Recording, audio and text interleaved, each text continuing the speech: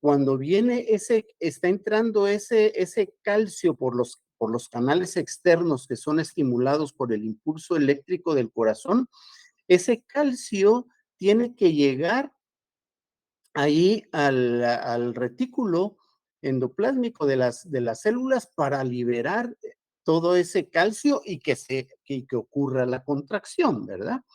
Pero entonces, cuando tenemos esta hipertrofia, va a entrar estos canales, pero es tanto el espacio que hay, porque además esto tiene que ser con el ritmo cardíaco, ¿verdad? Porque entonces, cuando está entrando ese calcio, es tan grande el espacio entre los canales superficiales de calcio y el retículo endoplásmico que no llega a estimular esa liberación de la corriente de calcio y entonces no se logra la contracción o no se logra la contracción este, coordinada como debe ocurrir. Y entonces allí es en donde se da esa insuficiencia cardíaca a causa de la hipertrofia.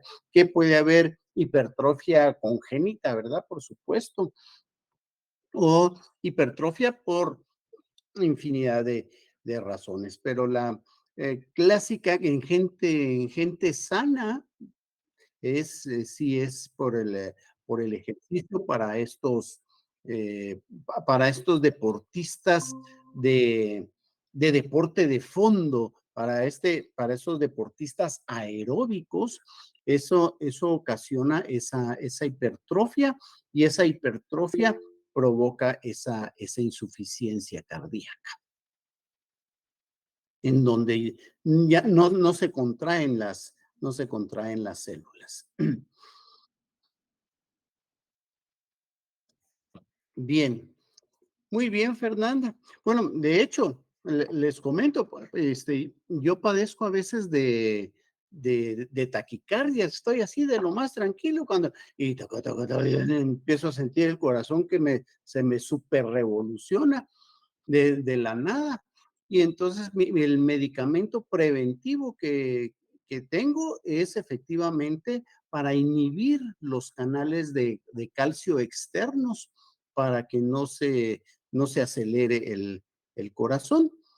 Justamente lo que comentaba, esos R y R, estos son los que se inhiben para que no ocurra esa explosión de calcio y se dé, o sea, esa explosión de calcio es necesaria para la contracción, que es de lo que les decía, voy a estar sacando a colación temática que nos explicó ahorita Fernanda en el funcionamiento normal, cómo ocurre esa contracción y, eh, y toda esa regulación eléctrica. Vamos a explicar cómo, cómo se interpreta un electrocardiograma para poder diagnosticar algunas dolencias cardíacas. Pero muy bien, Fernanda, excelentísimo. ¿Tienen alguna duda de esto? Porque lo explicó, pero requete bien, así para que no quedara duda, por supuesto, pero sí, como les decía, es un tema que todavía no hemos visto el funcionamiento normal y ya estábamos viendo esta cuestión patológica, pues entonces a lo mejor podría surgir, pero les digo, voy a estar sacando a colación todo, toda este balance que tiene que haber ahí de entrada de iones a las células cardíacas para su funcionamiento normal. Bien, vamos a continuar con una cosa un poquito más elemental, si se quiere, sobre las diferencias anatómicas en el corazón, para ya después entrar directamente a esta parte fisiológica, que esa es la que le da la sal y pimienta al curso de fisio. Ok,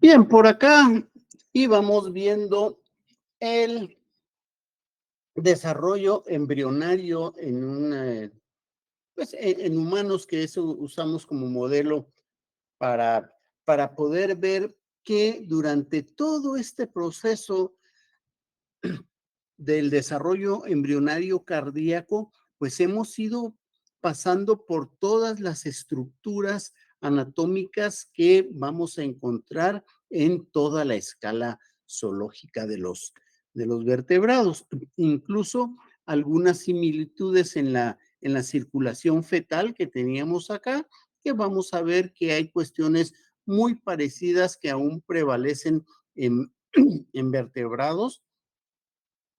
Y entonces ya vimos esta anatomía embrionaria de este corazón. Ahora vámonos a ver ya las estructuras cardíacas en cómo lo vamos a encontrar y vamos a ir haciendo el símil con este desarrollo embrionario que decíamos. Entonces, ¿se recuerdan que habíamos dicho que se fusionan dos tubos, los dos tubos endocárdicos para formar un solo tubo y que nos iba a quedar un solo tubo en principio alargado, que después se iba a contorsionar para caber en en el celoma cardíaco? Pues entonces ese tubo único lo habíamos separado en distintas vesículas primitivas. Y digo primitivas porque estábamos hablando del embrión, pero aquí es en donde vemos esa similitud con el corazón que vamos a encontrar en en los peces, en donde tenemos aquí el seno venoso, que se recuerdan que teníamos un seno venoso, uno, teníamos una aurícula, igual cuando estábamos hablando del corazón embrionario incipiente, cuando estaba empezando a formarse. Luego tenemos el ventrículo, un solo ventrículo, y luego el bulbo arterioso. Pues entonces, esta es la anatomía de el corazón de pez, que se recuerdan que cuando sacaron ustedes los corazones, se distinguía perfectamente esta puntita que salía así del resto del corazón, o sea, identificábamos perfectamente el ventrículo, teníamos ahí la aurícula y donde hicimos los cortes fue aquí, a nivel del seno venoso, y aquí al bulbo, el bulbo arterioso, que esto va hacia las branquias. Pues entonces, esta es la estructura que vamos a encontrar con el, el corazón de un pez óseo. Y este es el diagrama de la circulación, en donde vemos que el corazón está bombeando directamente hacia las branquias y este paso por las branquias, como pasa por una infinidad de capilares por ahí, por las branquias, si se recuerdan de, de los filamentos branquiales, cómo se dispersa ahí toda la circulación, habíamos platicado, incluso en el laboratorio, que aquí se pierde la presión sanguínea, por eso los peces, perdón, tienen una presión sanguínea prácticamente nula, independientemente de, si se recuerdan ustedes, el tamaño, la proporción del corazón con la masa del animal, es un corazón muy pequeñito. Pues entonces, aquí tenemos distintos esquemas circulatorios cuando se tienen algunas otras opciones de oxigenación, como por ejemplo, habíamos platicado de las anguilas eléctricas, tienen la boca, tiene así súper vascularizada la boca, hay otros peces que es el intestino, otros peces que ya son los peces pulmonados en donde tienen sistemas mucho mejor desarrollados para la oxigenación.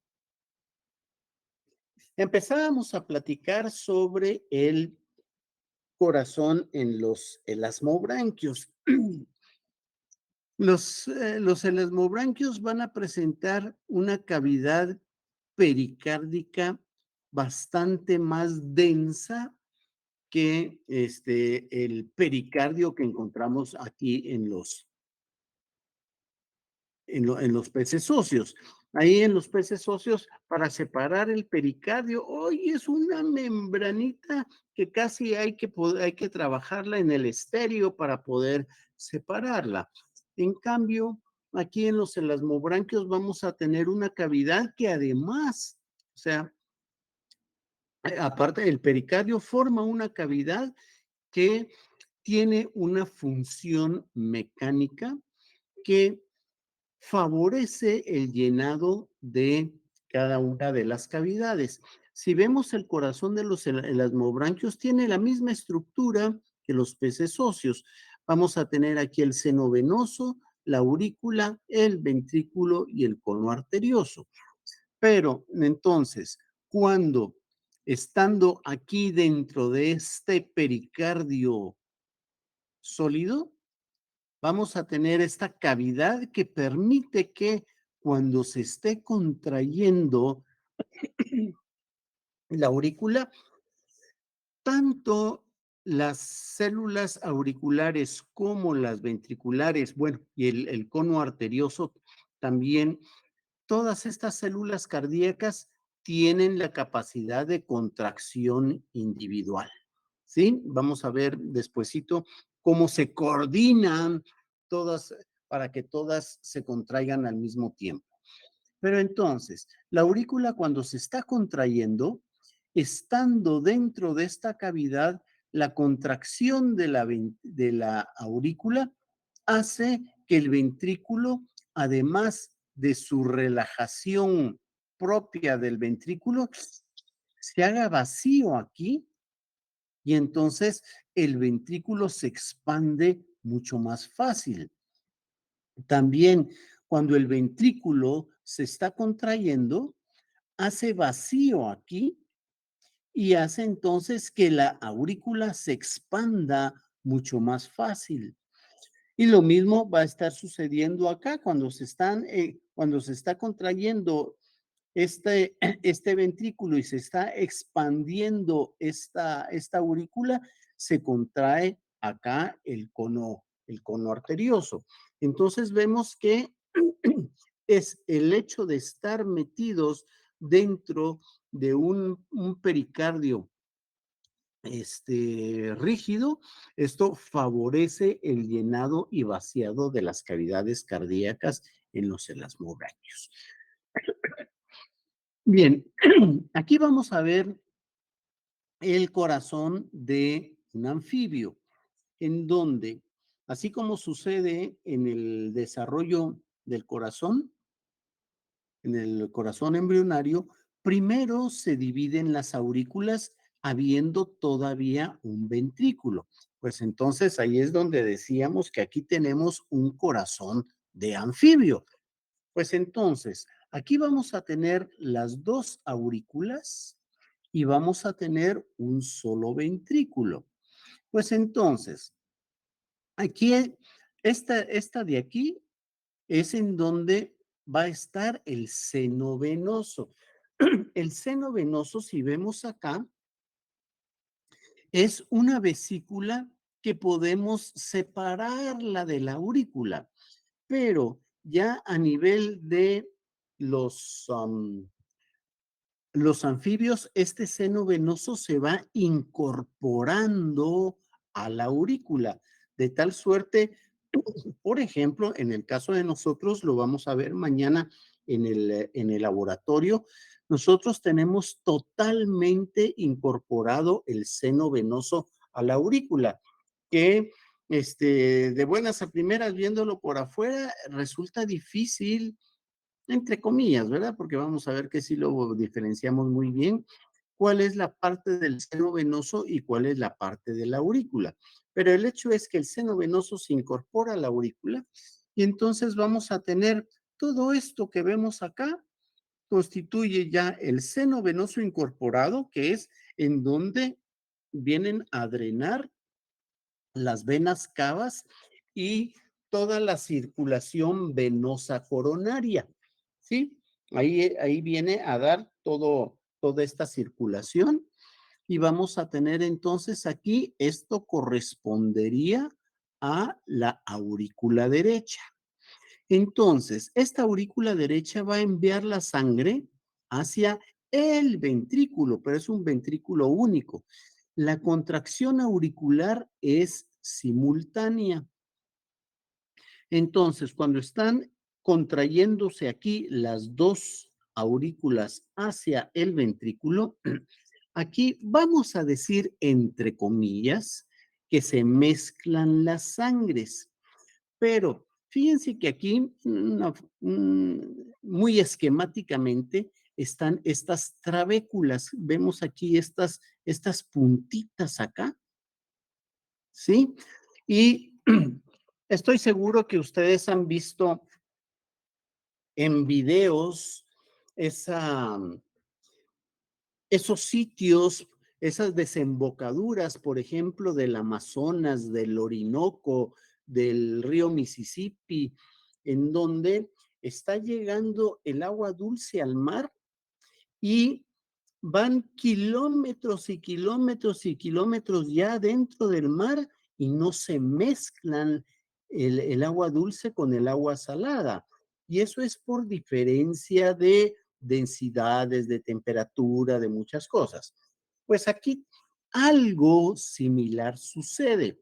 Así que vamos a decir aquí, juntos, pero no revueltos, porque sí, se van a juntar las dos sangres porque la contracción es simultánea, pero estas trabéculas van a hacer que la circulación que viene de la aurícula derecha se desvíe primero hacia la circulación pulmonar y esta que viene por el lado fuera se vaya hacia la circulación sistémica. Por otro lado, efectivamente, la sangre oxigenada y la desoxigenada presentan densidades distintas. Entonces, si bien es posible que se mezcle algo de sangre no oxigenada con la desoxigenada, pero este sistema de trabéculas y el hecho de que tengan esas densidades distintas va a hacer que sea bastante eficiente viniendo aquí la circulación que viene de los pulmones, se viene aquí por el lado fuera y se va a venir por acá, por el lado fuera, hacia la circulación que vaya a la circulación sistémica. Y la que va aquí por el lado de adentro, esto se vaya hacia los pulmones. Pues entonces, aquí estamos viendo cómo es la circulación en los anfibios. Aquí vamos a tener esta circulación en reptiles. Aquí ya tenemos dos ventrículos. Ay, me faltó uno. Bueno, este que tengo aquí es un corazón cocodriliano. Esto es lo que vamos, este es un corazón de cocodrilos. Porque, por ejemplo, en otros reptiles, no creí que tenía esquema de ese otro corazón acá, pero ya existe un ventrículo, pero no va a llegar hasta las almohadillas endocárdicas. Se recuerdan que esta era el sitio de unión aquí de la división ventricular. Pues entonces, en los corazones de saurios, por ejemplo, el ventrículo llega hasta como por acá. Y entonces vamos a tener ese principio que veíamos en los anfibios, porque, por supuesto, hasta en esquemas de algunas anatomías comparadas y todo, ponen ahí que hay mezcla de las sangres y demás, pero sí se ha evidenciado que es ínfima la mezcla de las sangres que va a haber allí. Pues entonces, aquí tendríamos todavía un corazón intermedio entre el corazón de los anfibios y el corazón de de los cocodrilos. Ese sería el que tenemos en los otros reptiles, en donde el ventrículo no se fusiona, hay comunicación entre los dos ventrículos, aunque no se combinen las sangres necesariamente. Pues entonces veamos cómo está la circulación aquí en los cocodrilos. Va a venir la sangre hacia la aurícula derecha, vamos a tener el sístole ventricular, así como les decía que las dos aurículas se contraen simultáneamente, los dos ventrículos se contraen también simultáneamente. Pues entonces vamos a tener aquí, viene la circulación por el seno venoso a la aurícula derecha, pasa al ventrículo, aquí del ventrículo va a pasar a los pulmones, a la arteria pulmonar. ¿Se recuerdan?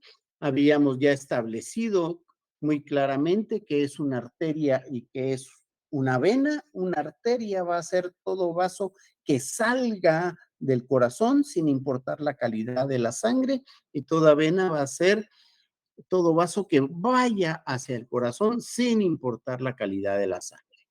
Pues entonces, vamos a tener aquí nuestra arteria pulmonar, se va a los pulmones, luego regresa la circulación acá por las venas pulmonares y se va a la circulación sistémica.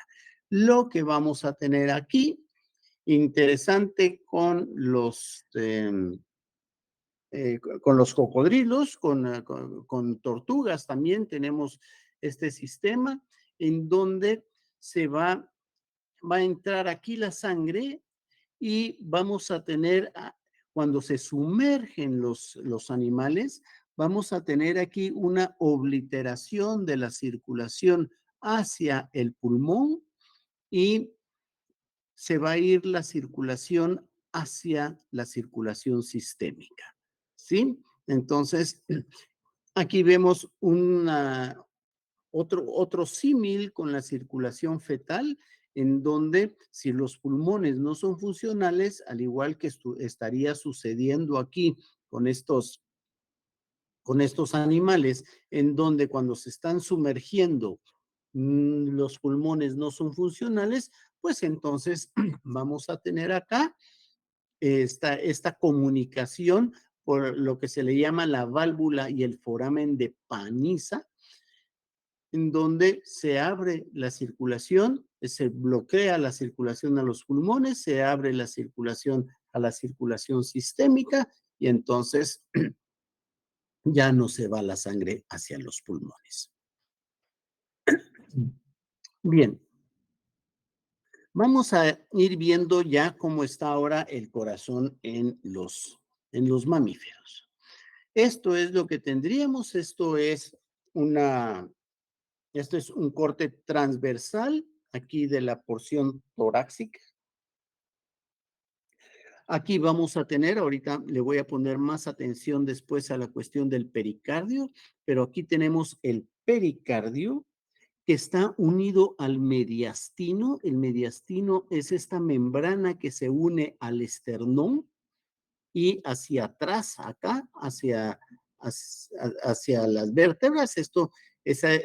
El corazón está colgado del mediastino, agarrado del pericardio, asentado este pericardio en el diafragma. Ahorita vamos a verlo, después ya funcionando, cómo es que tenemos esta membrana. Y entonces aquí tendríamos nuestra aurícula. Aquí están los ventrículos. Mañana vamos a ver con todo detalle la diferencia de los tejidos auriculares y ventriculares. Pues entonces, esto es lo que tendríamos nosotros como tejido cardíaco. En principio, vamos a tener un pericardio fibroso que va a ser la porción extrema externa del pericardio, El pericardio es una membrana doble. Ahorita vamos a ver por qué es doble, porque embriológicamente es una bolsa en principio que se dobla para recibir el corazón. Luego vamos a tener el pericardio parietal, o sea, tenemos este pericardio fibroso y el pericardio seroso. El, el seroso lo vamos a dividir en dos. Vamos a tener el pericardio parietal, el seroso parietal, que es el que está unido al pericardio fibroso. Y de este mismo seroso vamos a tener el epicardio, o sea, se considera como parte del pericardio fibroso el epicardio, que resulta ser ya una membrana que está íntimamente relacionada con el tejido cardíaco. Y en medio tenemos la cavidad pericárdica, que esa está llena de el fluido pericárdico, que esto es lo que hace, lo que permite que el corazón se esté sangoloteando, se esté moviendo ahí todo el tiempo y tengamos un amortiguador aquí. Fíjense que el corazón va a latir, pues más o menos unas 100,000 veces al día. O sea, si ustedes se pónganse a contarlo, va a latir unas 100,000 veces al día. Si esto ya lo vemos al año, hijo, ya nos estamos yendo a millones, ¿verdad? Unos 35 millones de latidos al año. Y esto va a constituir, pues les digo, el, el corazón va a bombear cerca de 5 litros de sangre por minuto. O sea, es una bomba que está funcionando ahí todo el tiempo, que ni coco le ponemos hasta que empieza a medio fallar, ¿verdad? Porque fíjense que estos 5 litros por minuto al día, 5 litros por minuto, imagínense al día cuánto es. Eso vendría siendo pues 14,000 litros diarios de sangre que está bombeando el corazón. Pues entonces, este se está moviendo constantemente y entonces está en este colchón que es este fluido pericárdico. Ahorita vamos a ver cómo se forma este pericardio. Y entonces, si nos vamos ya para adentro, que mañana vamos a poder distinguir requete bien todas estas capas, vamos a tener esta capa visceral de la capa serosa, ¿sí? Que sería el epicardio. Luego vamos a tener el miocardio, que es la porción musculosa, y vamos a tener el endocardio, que es una membrana muy delgadita. Y aquí vemos que tenemos estas trabéculas todavía, esas que habíamos visto en el corazón en el corazón de anfibio. Las vamos a distinguir este, mañana con los músculos mamilares y todo eso. Pues entonces miren de dónde viene el pericardio. El corazón se está desarrollando en el celoma cardíaco, el espacio donde está el corazón. O sea, si nos sacan el corazón, ahí va a quedar un espacio, ese es el celoma cardíaco. Pues entonces, este corazón, vean lo que resulta siendo el pericardio. Tenemos aquí esta cavidad pericárdica llena de ese líquido pericárdico que el corazón se va a asentar allí en la cavidad pericárdica y por eso es que queda esto así. ¿Sí? Nos va a quedar todo este fluido pericárdico acá y entonces todo esto que tenemos aquí, esto constituye la capa, todo el pericardio seroso, porque lo que teníamos aquí como el pericardio fibroso, esto Esto es un tejido que se forma completamente separado, que va a envolver después al corazón, y eso es un tejido bastante más duro. Entonces, esta porción serosa, vemos que están las dos capas, y entonces tendríamos aquí la porción parietal, y aquí vamos a tener la porción visceral del pericardio. Entonces, ahí vamos. Lastimosamente, la pieza que vamos a tener mañana, pues viene de carnicería. Eso ya lo limpian, ya no vamos a encontrar el pericardio, salvo la porción visceral que constituye el epicardio. Ese sí lo vamos a poder distinguir mañana en la práctica. Bien, entonces, el sistema muscular cardíaco, ay, aquí, aquí me resulta a veces que doy primero, el huevo o la gallina, o sea, que doy primero las clases de músculo esquelético o de músculo cardíaco para poderlo comparar, pero voy a hacer algunas comparaciones con el músculo esquelético, aunque después vamos a ver el músculo esquelético en detalle. Pero hay diferencias importantes en la, la musculatura cardíaca y la musculatura esquelética. Primero, ya habíamos platicado lo que es un tejido sincitial. Un tejido sincitial dijimos que son células que pierden sus membranas celulares y se fusionan todos los citoplasmas y entonces nos va a aparecer como que si fuera una célula que tiene un montón de núcleos. Pues eso es el tejido muscular esquelético.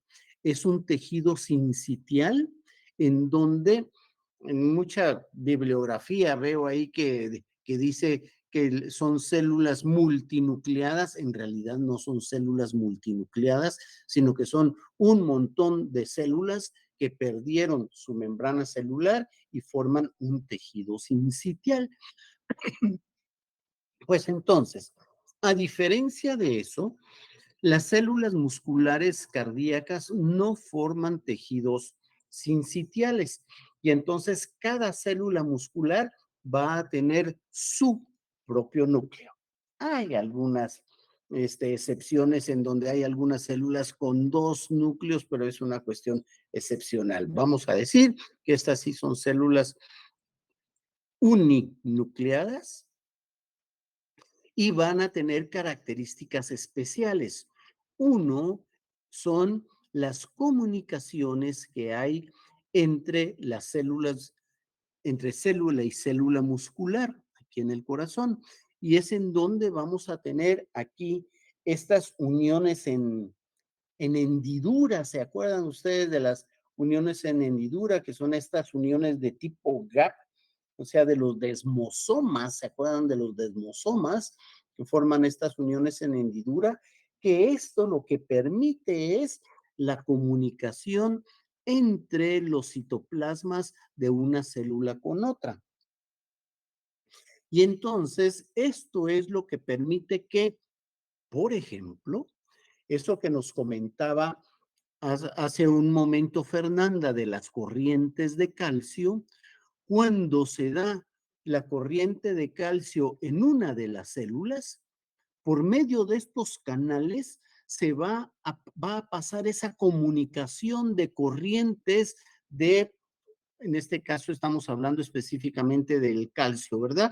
Pero estos canales permiten la comunicación de iones y aniones, y entonces eso es lo que hace que cuando se esté contrayendo una célula muscular, pasa esa corriente de calcio por estos canales y entonces esa corriente estimula la siguiente y esta la siguiente y esta la siguiente y esta la siguiente y por eso es que se lleva a cabo esa coordinación en todo el tejido cardíaco.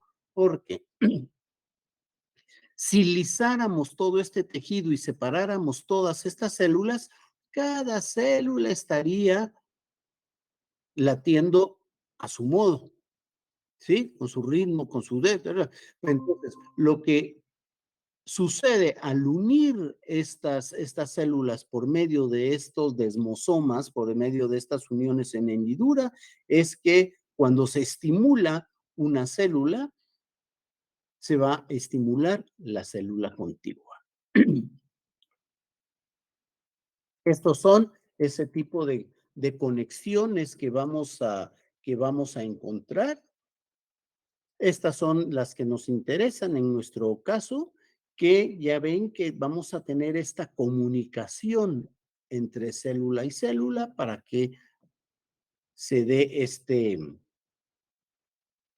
esta coordinación del latido cardíaco. Por otro lado, vamos a tener, ven todos estos filamentos que están acá, todos estos discos intercalares que tienen estas características especiales. Eso es lo que hace que se una célula con célula y vamos a tener este tipo de uniones con estos filamentos de glucoproteína.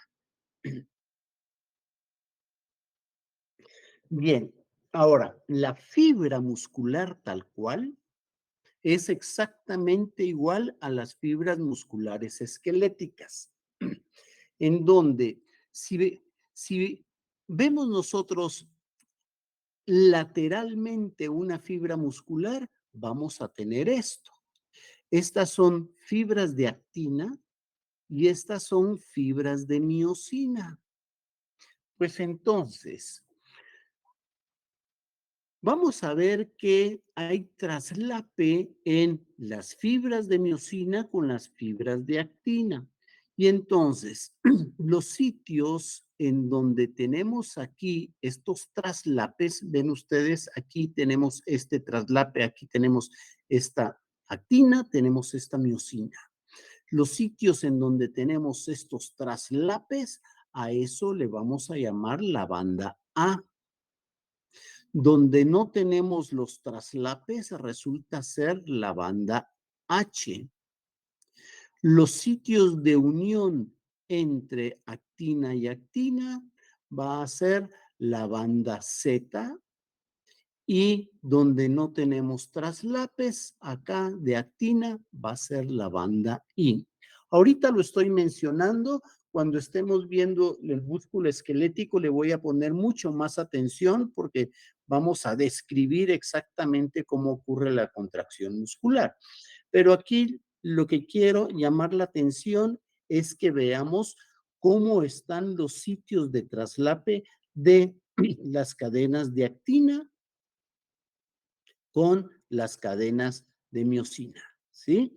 Vamos a tener, fíjense aquí cómo está, por cada 3 cadenas de miosina están rodeando una de actina, pero cada 5 cadenas de actina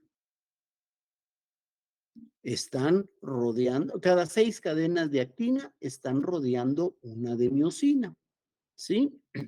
Bien, eso lo voy a sacar a colación más adelante porque sí va a ser importante. Pues entonces, aquí tenemos ya un poquito más generalizada esta estructura, cómo tendríamos aquí nuestro músculo cardíaco. Aquí tenemos esas bandas H, esas bandas H justamente que es acá donde no tenemos el traslape. Los sitios donde tenemos el traslape tenemos la banda A.